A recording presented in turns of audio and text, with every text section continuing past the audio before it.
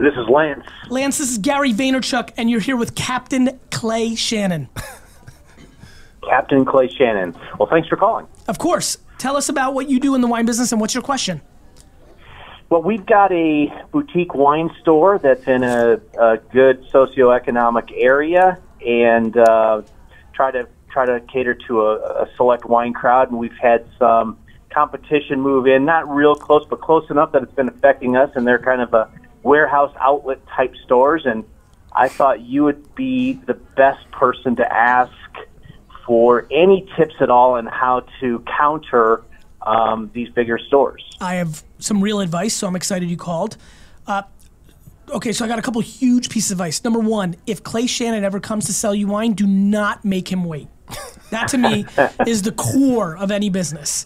Number two, you have to build your personal brand. And yesterday, Wine Library, it didn't turn out this way, but any market I would have opened up in, they would have been in deep shit because I would have given service, I would have given selection, and I would have given price, and everybody would have struggled with that kind of machine. The only thing I was ever scared of is somebody like the guy I admire, his name is Crain. He was a master of wine in New Jersey, and his store in Burnsville and wherever he would be was always a store that I knew that I couldn't compete with because his personal brand equity as a master of wine was something that was indefensible, right? So for you, brother, you have to make Facebook, you have to basically reboot Wine Library TV. Don't be a salesman. Don't do QVC. Remember what I did with Wine Library. I was reviewing wine, not just my own wine and hawking it.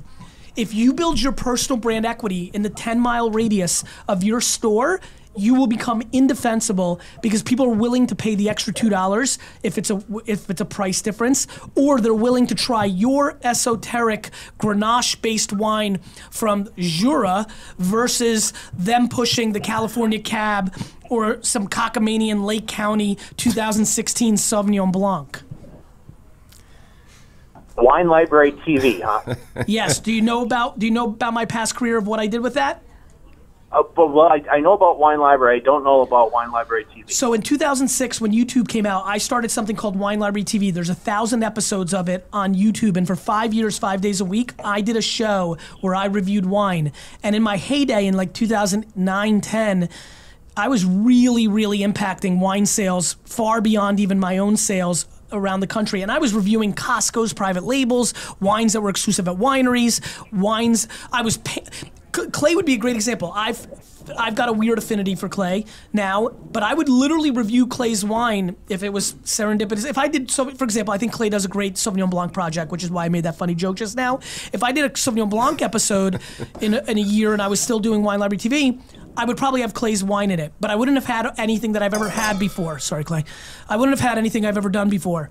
And that just made me so happy. And let's I know say you're not sorry about that. And 2017 Sauvignon Blanc I would have had, and even though Clay is somebody I admire and I'm building a relationship with, I literally would have panned it if I didn't like it. I remember panning a Cabernet Franc from a guy by the name of Sean Larkin, who I have unbelievable admiration for him. Did you ever run to Sean Larkin from I know Napa? that name somewhere. You two would have loved each other. He's the best. I know the best. name. And like he'd made incredible wine, and he had a new vintage Cabernet Franc, and I had it on the show. And literally my first trip to Napa, he let me sleep on his couch. Best dude ever. And I panned the wine. And I remember as I was panning it, in my head I was like, this fucking sucks. Like, what the fuck am I actually doing? Like, I really was going through those feelings, but I remembered I knew that I had to be honest to the audience. Otherwise, everything I would do forever would mean nothing. I genuinely think that you need to start making 3 one-minute videos on Instagram, 1 10-minute video. Here's what I would do if I were you. Start a 10-minute show on YouTube and Facebook where you review 3 wines a day. Cut up your review into 1-minute intervals for Instagram, post 3 of them a day, and start a podcast, which is the recording of how you taste it, and post it every day. You will be blown away how unbelievably defensible that is, and it will put real pressure on the warehouse. Well, hey, I just bought Crushing It, just started it literally last night, and I was excited when I noticed that you may be calling me for the show today. So great talking with you, and I really appreciate your words. Brother, listen to me, and I appreciate those kind words. If you do not start producing an enormous amount of content for Instagram, podcasts, YouTube, LinkedIn, and Facebook, you will lose. You will lose. Because I put out a lot of boutique wine stores out of business because of what that warehouse is doing. If they've got more square footage, and if they have more staff on hand, and they have lower prices because of their buying power, you're not going to win based on your romantic point of view of, well, we hand curate and we're refined. Customers are simple. If you start making content and showing your expertise and passion and kindness and quirkiness and other passions, you will become unstoppable. If you do not put in that work, you will lose. I appreciate it. Thanks for your time. Good luck.